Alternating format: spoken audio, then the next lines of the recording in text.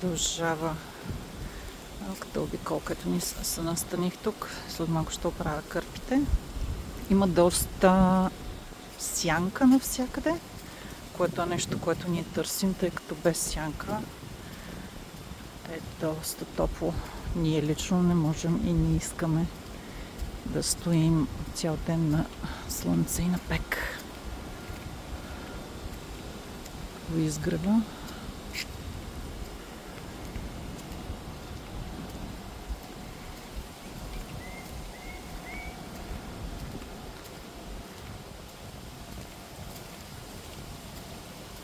Тичащи хора.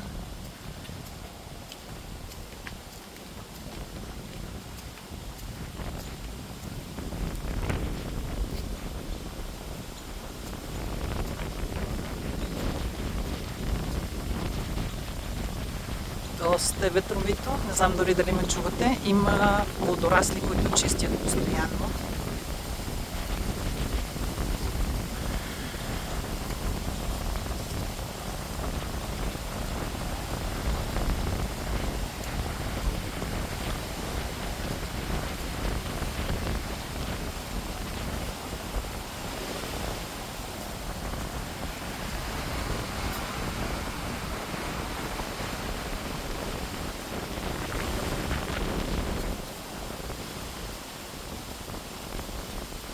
Плажа е бил почти напълно унищожен от урагана преди 2 години, на който ние присъствахме. И така се случи, че по същото време бяхме тук на съседен курорт и едва миналата година са успели да го възстановят. Не е от най-широките плажни ивици, както има в много други места, но е прилично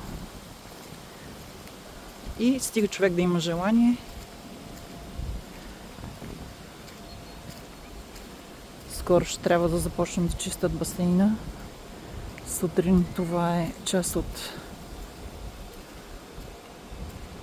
рутината.